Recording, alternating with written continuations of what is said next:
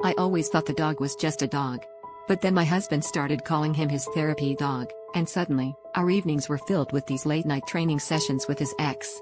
She'd show up after midnight, always with that smug half-smile, and the two of them would disappear into the backyard with the dog for hours.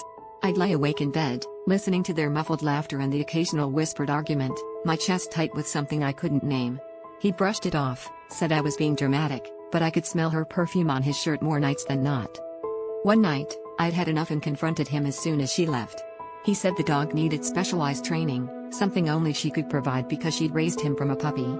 I asked why the training couldn't happen during the day, and he just stared past me, jaw clenched.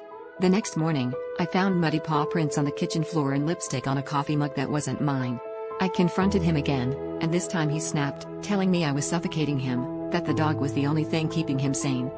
We fought for days, screaming matches and cold silences, the dog cowering under the bed. I started resenting both of them, the dog for being the excuse, his ex for taking up space in our lives, my husband for letting it happen. I told him to choose, the late-night visits or our marriage. He didn't answer, just took the dog for another walk and was gone for hours. I started sleeping in the guest room, locking the door behind me. Then, one night, I woke up to the dog whining outside my door. My husband was gone, but his ex's car was still in the driveway. I found them in the living room, not tangled on the couch, but sitting apart, her stroking the dog, him staring at the wall. She looked up and said quietly, "He asked me here because he's scared to be alone with you." That's when I realized the truth, the dog wasn't his therapy, and neither was she. I was the one he needed therapy from, and he'd rather run to ghosts than face the person I'd become.